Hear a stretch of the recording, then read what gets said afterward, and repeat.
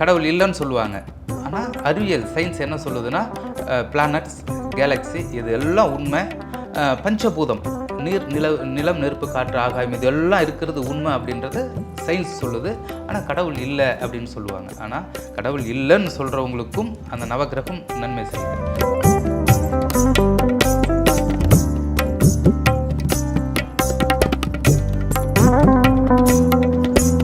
Sir, ஒரு வீட்டுக்கு வாசல் எந்தெந்த திசையை நோக்கி இருக்கலாம்?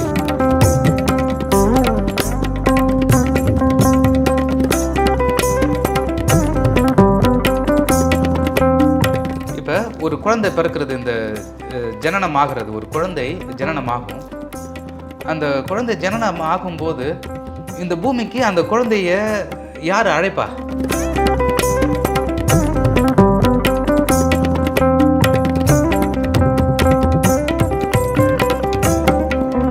நவக்கிரகம் சூரியன், சந்திரன், அங்காரகன், அங்காரகன்னா செவ்வாய், குரு, சுக்கிரன், சனி, ராகு, கேது 9 கோள்கள் இருக்கிறது.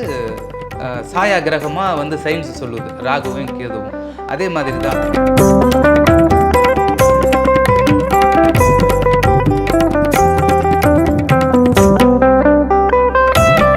இப்போ பரமாத்மா சுத்த வெளி பேர் இயக்க மண்டலம்.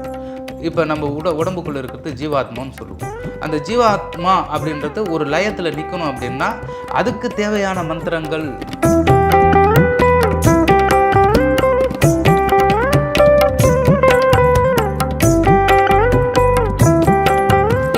இப்போ நீங்கள் சொன்னீங்கல்ல, இந்த கிழமையில பிறக்கிறத வச்சு அவங்களோட லக்னத்தை வச்சு அவங்களோட குணத்தை சொல்லலாம் அப்படின்னு சொல்லிட்டு, இப்போ சொல்லுவாங்கல்ல, இந்த அமாவாசையில் பிறந்தா திருடனாக போயிடும், செவ்வாய்க்கிழமையை பிறந்தா கோவம் வரும், இந்த மாதிரி நிறைய ஒரு சில தாட்லாம் சொல்லுவாங்கல்ல, உண்மையா சார்?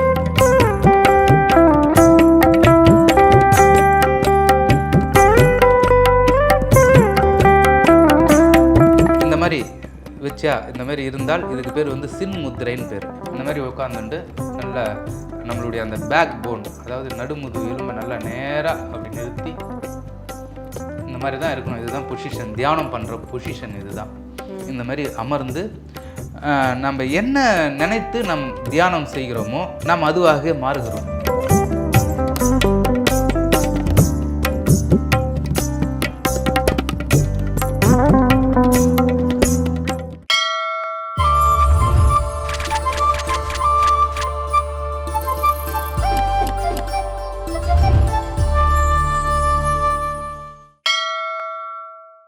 சேனல் 5 நேயர்களுக்கு வணக்கம். இன்று நம்முடன் நேர்காணலில் இணைந்திருப்பது ஜோதிடர் அகஸ்தீஷா. நமஸ்காரம். நமஸ்காரம். ஓகே, இப்போ என்னென்ன சார், ஜோதிடம் அப்படின்னும் போது அந்த இடத்துல நவ கிரகங்களோட பங்குன்றது ரொம்ப நிறைய இருக்கு. ஸோ அந்த நவ கிரகங்களோட சிறப்புகளை சொல்றீங்களா? கண்டிப்பாக. நவக்கிரகம், இப்போ நவக்கிரகம் அப்படின்றத நம்ம சொல்லணும்னா ரொம்ப சுவாரஸ்யமான விஷயம்தான். எப்படின்னா, கடவுள் இருக்குது அப்படின்னு சொல்கிறவங்களுக்கும் இல்லை அப்படின்னு சொல்கிறவங்களுக்கும் இந்த நவக்கிரகத்தின் மூலயமா அனைத்து நன்மைகளும் நடந்துகிட்ருக்கு. கடவுள் இல்லைன்னு சொல்லுவாங்க. ஆனால் அறிவியல் சயின்ஸ் என்ன சொல்லுதுன்னா பிளானட்ஸ், கேலக்ஸி இது எல்லாம் உண்மை. பஞ்சபூதம் நீர், நிலம், நெருப்பு, காற்று, ஆகாயம் இது எல்லாம் இருக்கிறது உண்மை அப்படின்றது சயின்ஸ் சொல்லுது. அதை படித்தவங்களுக்கு எல்லாம் தெரியும். நவக்கிரகமும் இருக்குன்றது தெரியும். ஆனால் கடவுள் இல்லை அப்படின்னு சொல்லுவாங்க. ஆனால் கடவுள் இல்லைன்னு சொல்கிறவங்களுக்கும் அந்த நவக்கிரகம் நன்மை செய்யுது. இப்போ நவக்கிரகத்துக்கு பார்த்தீங்கன்னா ஜோதிடத்தின் பங்கு என்ன அப்படின்னு நீங்கள் கேட்குறீங்க, அதான கேள்வி? ஆமாம் சார். இப்போ நவக்கிரகம் சூரியன், சந்திரன், அங்காரகன், அங்காரகன்னா செவ்வாய், ஓகே, புதன், குரு, சுக்கிரன், சனி, ராகு, கேது 9 கோள்கள் இருக்கிறது. சாயா கிரகமாக சயின்ஸ் சொல்லுது, ராகுவும் கேதுவும். அதே மாதிரி தான் ஜோதிடத்தில் ராகு கேதுக்கும் சொந்த வீடு, ஆட்சி வீடு கிடையாது. அதுவும் நிழல் கிரகம்தான். இந்த 7 கிரகங்கள் மட்டும் வலது பக்கமாக சுற்றி வரும், 2 கிரகங்கள் மட்டும் இடது பக்கமாக சுற்றி வரும், லக்னத்தை மையமாக கொண்டு, ராசியை மையமாக கொண்டு. அது மாதிரி இந்த சூரியன், சந்திரன், சூரியனை ஜோதிடத்தில் சூரியனை தந்தையாகவும் சந்திரனை தாயாகவும் சொல்கிறாங்க ஜோதிடத்தில். இதையே தான் உலகத்துக்கெல்லாம் சிவன் தந்தையாகவும் தாய் பார்வதியாகவும் சொல்கிறாங்க. இது ஏன் சொல்கிறாங்க அப்படின்னா, சூரியனுடைய அதிதேவதை சிவன், சந்திரனுடைய அதிதேவதை பார்வதி. சூரியன் அப்படின்னா ஆத்மகாரகன்னு சொல்லுவாங்க. ஆத்மகாரகனுடைய தத்துவம் என்ன அப்படின்னா ஒளி. இப்போ ஒரு குழந்தை பிறக்கிறது, இந்த ஜனனம் ஆகிறது, ஒரு குழந்தை ஜனனமாகும். அந்த குழந்தை ஜனனம் ஆகும்போது இந்த பூமிக்கு அந்த குழந்தைய யார் அழைப்பா? தாய் இல்லை மருத்துவர்கள் அப்படின்னு நம்ம நினைக்கிறோம். ஆனால் இந்த குழந்தை பிறந்த உடனே அந்த குழந்தைய வந்து வரவேற்பது காற்று, மூச்சு காற்று. ஓகே, புரியுது புரியுதுங்களா? மூச்சு காற்று. இந்த மூச்சு காற்று எப்போ அந்த குழந்தை மூச்சு காற்று உள்ளே இழுத்து பிராணனை வந்து சுவாசிக்க ஆரம்பிக்கிறதோ அதிலிருந்து அந்த குழந்தையினுடைய கடைசி காலம் வளர்ந்து முதியோராகி அந்திம காலம் வரை அந்த மூச்சு வந்து அந்த குழந்தைக்கு இன்றியமையாததாக இருக்கிறது. அணுதினமும் அந்த மூச்சு காற்று இல்லைன்னா அந்த குழந்தை இல்லை. மூச்சு காற்றையும் அந்த குழந்தையும் எப்பயுமே பிரிக்க முடியாது. அந்த மூச்சு காற்று தான் ஆத்மா, அந்த மூச்சு காற்று தான் ஒளி, அந்த மூச்சு காற்று தான் சூரியன், அந்த மூச்சு காற்று தான் லக்னம். ஒரு குழந்தை பிறந்த உடனே லக்னம்னு ஒன்று குறிப்பாங்க. 12 ராசி இருக்கு. மேஷம், ரிஷபம், மிதுனம், கடகம், சிம்மம், கன்னி, துலாம், விருச்சிகம், தனுசு, மகரம், கும்பம், மீனம் அப்படின்னு 12 ராசி இருக்குது. ஒரு குழந்தை இரவில் பிறக்கலாம், பகலில் பிறக்கலாம், அதிகாலையில் பிறக்கலாம். அது குழந்தை பிறந்த நேரத்தை வச்சு லக்னம்னு ஒன்று விழும். அந்த லக்ன புள்ளி, அந்த லக்ன புள்ளி தான் ஆத்மா, அதுதான் ஒளி, ஒளி தத்துவம். அந்த லக்னம் அவருக்கு எந்த அளவுக்கு சாதகமாக இருக்கோ அந்த அளவுக்கு இந்த குழந்தை சமுதாயத்தில் உயர்ந்த நிலையை அடையும். சரி, இப்போ எனக்கு ஒரு டவுட் என்னன்னா, இப்போ நீங்கள் சொன்னீங்கல்ல, இந்த கிழமையில வந்து பிறக்கிறத வச்சு அவங்களோட லக்னத்தை வச்சு அவங்களோட குணத்தை சொல்லலாம் அப்படின்னு சொல்லிட்டு, இப்போ சொல்லுவாங்கல்ல, இந்த அமாவாசையில் பிறந்தா திருடனா போயிடும், செவ்வாய்க்கிழமையை பிறந்தா கோவம் வரும், இந்த மாதிரி நிறைய வந்து ஒரு சில தாட்லாம் சொல்லுவாங்கல்ல, உண்மையா சார்? ஒரு சில இதெல்லாம் நம்ம ஏற்றுக்கலாம், ஆனால் எல்லாத்தையும் நம்ம அதை ஏற்றுக்க முடியாது. இப்போ சூரியனை சந்திரனை பற்றி நீங்கள் அமாவாசைன்னு சொல்லிட்டீங்க இல்லையா? அமாவாசைன்னு போகிற சொல்ல உடனே நம்ம சூரியனை சந்திரனை பற்றியுமே பேசி ஆகணும். இப்போ நவகிரகத்தினுடைய தத்துவத்தையும் கேட்டீங்க. கண்டிப்பாக இப்போ நம்ம சூரியனை பற்றியும் சந்திரனை பற்றியும் இந்த அமாவாசையை பற்றியும் நம்ம டீட்டெயிலாக பேசி கண்டிப்பாக வேணும். என்ன அப்படின்னா, இப்போ சூரியன் அப்படின்றது ஒரு மிகப்பெரிய ஒளி பொருந்திய ஒரு கிரகம். அந்த சூரியனோட சந்திரன் சேரும்போது அமாவாசை, சூரியனோட நேர் எதிர 7ஆம் இடத்துல இருக்கும்போது பௌர்ணமி. அமாவாசையில் நீங்கள் குழந்தை பிறந்தா திருடன் அப்படின்னு நீங்கள் சொல்கிறீங்க இல்லையா? ஜோதிட சாஸ்திரம் என்ன சொல்லுது அப்படின்னா, அமாவாசையில் ஒரு குழந்தை பிறந்தால் மகாசக்தி யோகம் அப்படின்னு சொல்லுது. மகாசக்தி யோகம் அதாவது சூரியனும் சந்திரனும் ஒரு சேர ஒரே வீட்டில் இருக்கும்போது மகாசக்தி யோகம்னு சொல்லுது. அப்போ அமாவாசையில் பிறந்தா எப்படி திருடன் ஆக முடியும்? அது வந்து என்ன அப்படின்னா, காலங்காலமாக நமக்கு சொல்லப்பட்ட பழமொழி அதை மாற்றி அமைத்து நமக்கு திரித்து சொல்லப்பட்டது தான். வேண்டத்தக்காத ஒரு நிகழ்வுன்னு தான் நான் சொல்கிறேன். இந்த அமாவாசையில் பிறந்தா திருடன் அப்படின்ற இந்த மாதிரி நிறைய தாட் நீங்களே கேள்விப்பட்டிருப்பீங்க சார். நிறைய கேள்விப்பட்டிருக்கேன் சார். அந்த ஒரு தாட் இப்போ நீங்கள் சொல்லும் போதே எனக்கே தோணுச்சு, ஒருவேளை இப்படி இருக்குமோ அப்படின்ற ஒரு எண்ணத்தில் தான். இல்லை, கண்டிப்பாக இல்லை. அமாவாசையில் பிறந்தால் எந்த ஒரு குழந்தையும் திருடனாக ஆகாது, ஆகவும் முடியாது. இப்போ ஒரு குழந்தை திருடனாக ஆகணும் அப்படின்னா அதுக்கு அந்த நவக்கிரகத்தில் அவங்க லக்ன ரீதியாக அவங்களுக்கு சில கிரகங்கள் பாதகமான சூழ்நிலை இருந்தால் மட்டும்தான் திருடனாகும். அது அமாவாசையில் பிறந்தாலும் நடக்கும், பௌர்ணமியில் பிறந்தாலும் நடக்கும், செவ்வாய்க்கிழமையில் பிறந்தாலும் நடக்கும். சரிங்களா? அது நம்ம ஜாதகத்தை ஆய்வு செய்யும்போது தான் அது தெரியும். இப்போ இந்த சூரியனை பற்றி நம்ம சந்திரனை பற்றி பேசணும்னு சொன்னோம் இல்லையா? இப்போ சூரியன் அரசு கிரகம்னு சொல்லுவாங்க. ஒரு மனிதனுக்கு அரசு வேலை கிடைக்கணும் அப்படின்னா சூரியன் நல்ல நிலையில் இருக்கணும். சூரியன் ஆட்சி அல்லது உச்சம், லக்னத்துக்கு கேந்திர திரிகோணம், அந்த மாதிரி ஒரு அமைப்பில் இருந்து பௌர்ணமி யோகம் சந்திரன், அதாவது சந்திரன் பௌர்ணமி யோகத்தில் இருக்கணும். குரு பார்வை அங்காரகன், அதாவது செவ்வாய் பலம் பெற்று இருக்கக்கூடிய ஜாதகர்களுக்கு சிறப்பான முறையில் அரசு உத்தியோகம் கண்டிப்பாக கிடைக்கும். இந்த மாதிரி அமைப்பு இருக்கணும் அவங்களுடைய ஜாதகத்தில். ஸோ இதில் சந்திரனோட பங்கு என்ன சார்? சந்திரன் மனோகாரகன்னா நம்மளுடைய மனசுக்கு வந்து அவர் தான் காரகரே. ஓகே. இப்போ நம்ம பேசுகிறோம் இல்லையா? இப்போ நம்ம 2 பேரும் இங்கே பேசின்னு இருக்கோம். இங்கேருந்து நான் வெளியில் போனோம் அப்படின்னா என்னுடைய மனம் வேறு மாதிரி சிந்தனை செய்யும். நான் இப்போ இங்கே பேசினதெல்லாம் நினைக்காது, வேறு மாதிரி அங்கே இயக்கங்கள் இருக்கும். நான் அதே மாதிரி எங்கள் ஆற்றுக்கு போயிட்டேன், எங்கள் வீட்டுக்கு போயிட்டேன் அப்படின்னா அங்கே வேறு மாதிரி சிந்தனைகள் ஏற்படும். இந்த சிந்தனையையும் செயல்திறனையும் அடிக்கடி மாற்றி அமைக்கக்கூடியவர் தான் இந்த மனோகாரகன். அந்த மனோகாரகன் தான் சந்திரன். சந்திரன் பெண் கிரகமாக பாவிக்கப்படுகிறது. அதே மாதிரி பார்த்தீங்கன்னா அந்த சந்திரனுக்கு அதிதேவதை பார்வதி. ஒரு ரொம்ப ரொம்ப ஒரு ஜாதகத்தில் சந்திரன் மிக முக்கியமானவர். இப்படி சூரியன் எவ்வளோ முக்கியமோ அது மாதிரி சந்திரன் முக்கியம். ஏன்னா சந்திரன் நின்றதை நம்ம ராசியாக வந்து நம்ம பாவிக்கிறோம். சூரியன் நின்ற லக்னம் நின்ற இடம் உயிர், சந்திரன் நின்ற இடம் உடல். சார் இப்போ வந்து நீங்கள் சொன்னீங்க இந்த சூரியன் வந்து சிவனோட அம்சம், சந்திரன் வந்து பார்வதியோட அம்சம்னு சொல்லிட்டு சொன்னீங்க. ஸோ இந்த ஒரு அரசு பதவியில் இருக்கிறனாலும் சூரியன் உச்சத்தில் இருக்கணும் அப்படின்னு சொல்லிட்டு நீங்கள் சொன்னீங்க. ஸோ நிறைய பேர் வந்து இந்த சூரிய நமஸ்காரம்ட்டு ஒரு விஷயம் ஒன்று இருக்குது.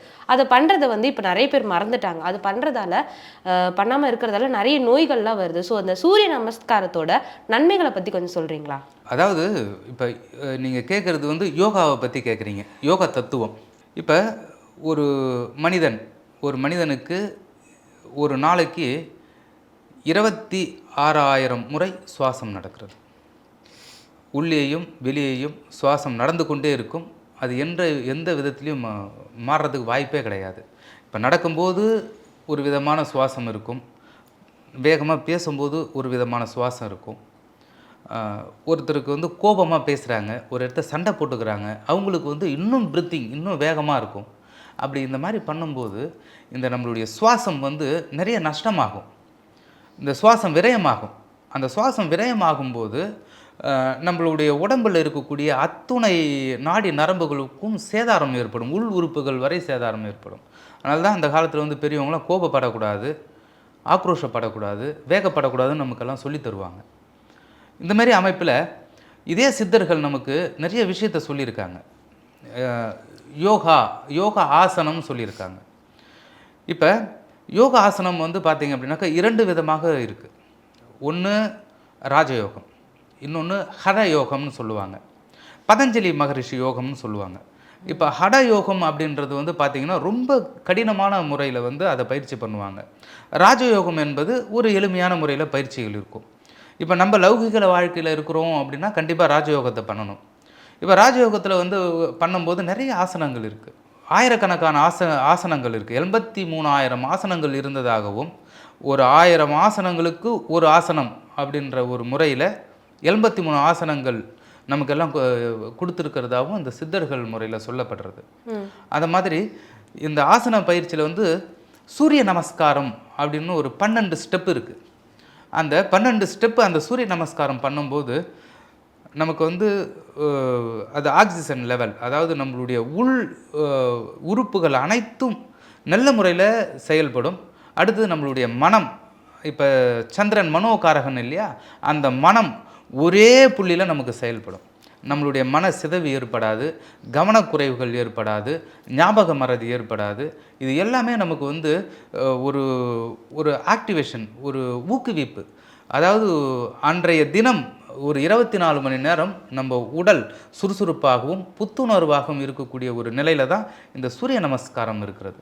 அந்த சூரிய நமஸ்காரத்தை தினசரி யார் பழகிறாங்களோ அவங்க வந்து ஒளி புரிந்த தேகம், தேஜஸ், அந்த தேஜஸை உடையவர்களாகவும் இந்த சமுதாயத்தில் உயர் பதவி, உயர் புகழ், மிகப்பெரிய ஒரு கொடை வள்ளலாகவும் மாறக்கூடிய வாய்ப்பு மிக சிறப்பாக இருக்கிறது.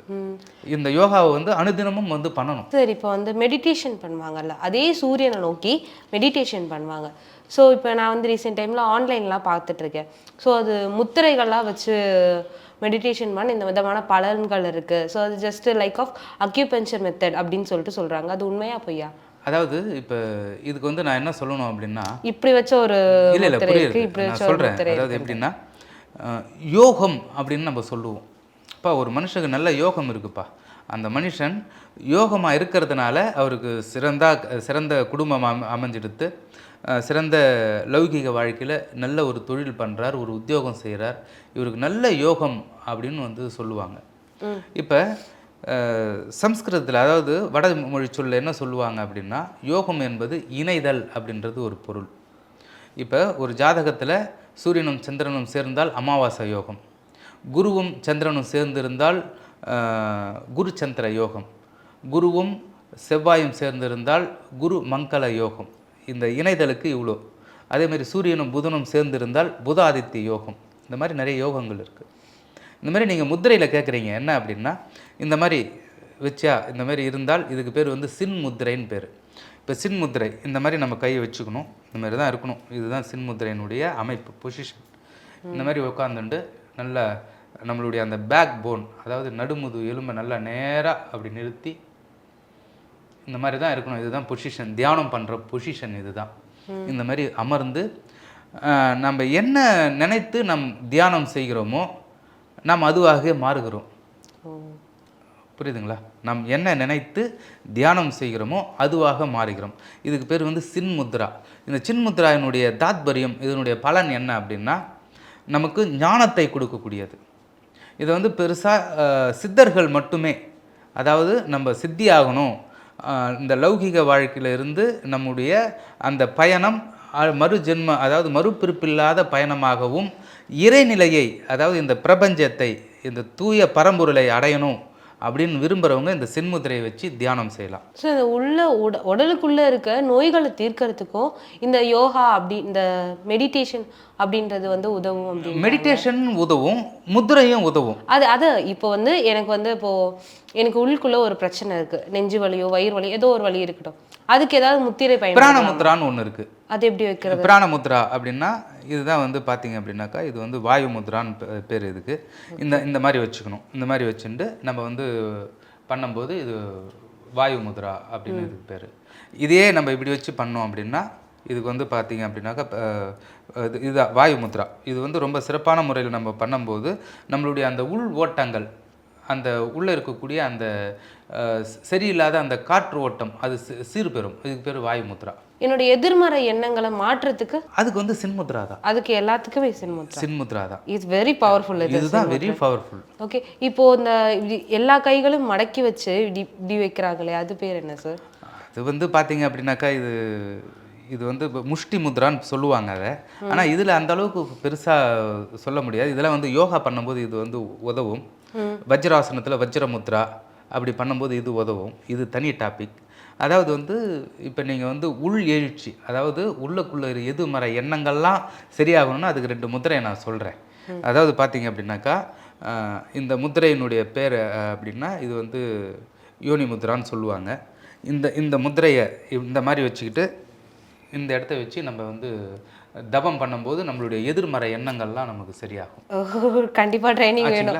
அடுத்தது வந்து பார்த்தீங்கன்னா இன்னொரு முத்திரையை நம்ம சொல்கிறேன். இது ஒரு ஈஸியான மெத்தடு, லிங்க முத்ரான்னு சொல்லணும். அதை இது வந்து பெருசாக யாரும் வெளியில் சொல்லித்தர மாட்டாங்க.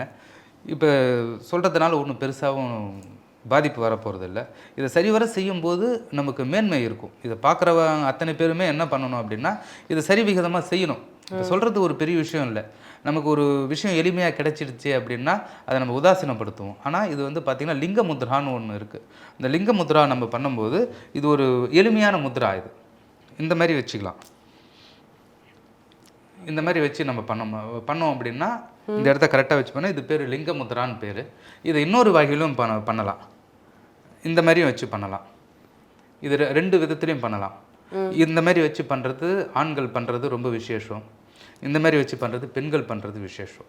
சரி, ஓகே. அதுதான் இது 2 பேருக்கும் மாறும். இப்போ வந்து நீங்கள் சூரிய நமஸ்காரம் பற்றி சொன்னீங்க. சந்திரனுக்கும் ஏதாவது அது மாதிரி வழிபாடு ஏதாவது இருக்கு? சந்திர நமஸ்காரம்னு யோக சாஸ்திரத்தில் ஒன்று இருக்குது. இப்போ வந்து சூரியன் நமஸ்காரம் பண்ணும்போது சூரியனோட ஒளி வந்து நம்ம மேலே போடுவோம், அதனால வந்து உடலுக்கு புத்துணர்ச்சி இருக்கும், ஸோ உடம்புல இருக்க வந்து இந்த கண்ணுக்கு நல்லது, ஸ்கின்னுக்கு நல்லது அப்படின்னு சொல்லுவாங்க. சந்திரனில் அப்படி என்ன பெனிஃபிட் இருக்கும்? சந்திரன் மனோகாரகன் இல்லையா? அந்த சந்திரன் நமஸ்காரம் பண்ணும்போது நமக்கு வந்து அந்த மன ரீதியாக குறைபாடுகள், மன வியாக்குலம், மனதினுடைய அந்த தத்துவம், அதாவது ஒருத்தவங்களுக்கு வந்து என்னதான் பண்ணாலும் அவங்களுக்கு மனம் வந்து ஒரு புள்ளியில் நிற்காது. அது இயங்கிக்கிட்டே இருக்கும். அடுத்தடுத்த நிகழ்வுகளை வந்து யோசிச்சுட்டே இருக்கும். நம்ம இருக்கலாமா வேணாமா, இந்த ஊர்லேருந்து அந்த ஊருக்கு போகலாமா, அந்த ஊர்லேருந்து இன்னொரு ஊருக்கு போகலாமா, நம்ம எங்கே போனாலும் நிம்மதியே இல்லையே, குடும்பத்தில் நிம்மதி இல்லை, பிள்ளைகளால் நிம்மதி இல்லை, பெரியவங்களால் நிம்மதி இல்லை, நண்பர்களால் நிம்மதி இல்லை, எதுலேயும் நிம்மதி இல்லை அப்படின்னு நினைக்கிறவங்களுக்கு இந்த சந்திர நமஸ்காரம் பண்ணுறது ரொம்ப சிறப்பு. இது ஒரு 17 ஸ்டெப் இருக்குது. Okay, mind relaxation. சந்திர நமஸ்காரம் பண்ணிவிட்டு அப்படியே நம்ம வந்து தியானத்தில் உட்காந்தோம் அப்படின்னா அவ்வளோ பெரிய அற்புதமான ஒரு இயக்கங்கள் நம் மனதில் வந்து ஹெல்ப் பண்ணும்ல சார். இப்போ சந்திர நமஸ்காரம் பண்ணிட்டு நிறைய பேர் வந்து இந்த மாதிரி நிறைய மைண்ட் கன்ஃபியூஷனில் வந்து தூங்காமல் அப்படியே முழிச்சிட்டு ஒரு மாதிரி பேய் மாதிரியே உட்காந்துட்டு இருப்பாங்க. ஸோ அவங்கெல்லாம் இந்த மெடிடேஷன் பண்ணிட்டு நல்லா தூங்கலாமா? தாராளமாக தன்னார தூக்கம் வரும். ஓகே.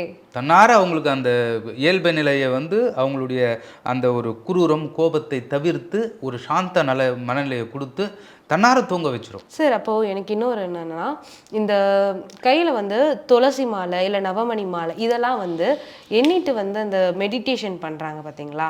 ஸோ அது வந்து அதுக்கு தனி பவர் இருக்குன்றாங்களே, அது உண்மையா? எல்லாத்துக்கும் ஒவ்வொரு பவர் இருக்குது. நான் என்ன சொல்ல வரேன்னா, இப்போ நம்ம மணி எண்ணும் போது எதுக்காக எண்ணுறோம் அப்படின்னா, உள்ளே இருக்கக்கூடிய அந்த மந்திர ஜபம் பண்ணும்போது தான் மணி எண்ணுவோம். நம்ம குரு அப்படின்றவர் நமக்கு மூல மந்திரம் ஜபம் செய்து இருப்பார். அதை நம்ம வந்து மந்திரம் எண்ணணும். ஒரு நாளைக்கு 5000மோ ஒரு நாளைக்கு 2000மோ எவ்வளோ நம்மளால் முடியுதோ அதை எண்ணும் போது அதை கவுண்டிங் அதுக்கு மட்டும்தான் அது யூஸ் ஆகுமே ஒழிய தியானத்துக்கோ தபஸுக்கோ இது யூஸ் ஆகாது. ஸோ அந்த எந்த மாலையா இருந்தாலும் அது கவுண்டிங்க்கு மட்டும்தான் யூஸ் ஆகும். இப்போ உங்களுக்கு தெரிஞ்ச ஒரு பவர்ஃபுல்லான ஒரு மந்திரம், ஸோ இது சொன்னால் வந்து மனசோட ஆத்ம திருப்தி வரும், மைண்ட் வந்து ரொம்ப ரிலாக்ஸாக இருக்கும் அப்படின்றதுக்கு ஒரு மந்திரம் சொல்லுங்க. அதாவது நான் இதே மாதிரி நான் வந்து திருவண்ணாமலைக்கு போயிருந்தேன். நான் போயிட்டு இருக்கும்போது அங்கே வந்து எனக்கு ஒரு மந்திரம் சொன்னார். ஸோ நீங்கள் அதை சொல்லுங்கள், நான் உங்களுக்கு அந்த மந்திரம் சொல்கிறேன் இப்போ. அதாவது மந்திரம் அப்படின்னும் போது பஞ்சாட்சரம். அந்த பஞ்சாட்சர மந்திரம் அப்படின்றது நமசிவாய மந்திரம். இந்த 51 அக்ஷரங்களை உடையது தான் இந்த மந்திரம். இது வந்து சித்தர்களுக்கு தலையாய மந்திரமாக கருதப்படுகிறது. இது ரொம்ப ஒரு மேன்மை பொருந்திய மந்திரம். நமசிவாய அப்படின்றது ரொம்ப விசேஷம். அடுத்தது வந்து பார்த்திங்கன்னா 8 எழுத்து மந்திரத்தை வந்து சொல்லுவாங்க. ஓம் நமோ நாராயணாய அப்படின்னு சொல்லுவாங்க. அடுத்தது பார்த்திங்கன்னா 6 எழுத்து மந்திரம் சரவண பவ அப்படின்னு சொல்லுவாங்க. இது ஒவ்வொன்றுத்துக்கும் ஒவ்வொரு வித்தியாசங்கள் இருக்குது. அந்த நமசிவாய மந்திரமே ஒரு மனிதனுக்கு போதும். ரொம்ப ஒரு சிறப்பான ஒரு விஷயம். ஓம் நமசிவாய அப்படின்னு சொல்லலாம், ஓம் சிவாய நமனும் சொல்லலாம். இன்னும் சித்தர்கள் நிறைய சொல்லியிருக்காங்க. யநம சிவன் சொல்லுவாங்க, மசிவயனன்னு சொல்லுவாங்க, வயநமசின்னு சொல்லுவாங்க, சிவயநமன்னு சொல்லுவாங்க. அந்த 5 எழுத்து மந்திரத்தை 8 விதமாக அவங்க வந்து உச்சாடனம் பண்ணுவாங்க. அந்த 8 விதமாக உச்சாடனம் பண்ணும்போது மோகனம், வசித்துவம், ஸ்தம்பனம், அந்த மாதிரி நிறைய வசித்துவம், ஆக்ரோஷனம், வித்வேஷனம் அப்படின்னு நிறைய அந்த சித்தர்கள் முறையில் வச்சுருக்காங்க. அது நமக்கு வந்து ஆத்ம திருப்தியாக இருக்கும் அப்படின்னா அது எல்லாருக்கும் இந்த மந்திரம் பொருந்தாது. ஏன்னா ஒவ்வொரு மனிதனுக்குள்ளே இருக்கக்கூடிய அந்த ஜீவாத்மாவனுடைய விஷயம், இப்போ பரமாத்மா சுத்த வெளி பேரியக்க மண்டலம், இப்போ நம்ம உடம்புக்குள்ளே இருக்கிறது ஜீவாத்மான்னு சொல்லுவோம். அந்த ஜீவாத்மா அப்படின்றது ஒரு லயத்தில் நிற்கணும் அப்படின்னா அதுக்கு தேவையான மந்திரங்கள் அது திருப்தியானதான் அது திருப்தி ஆகும்.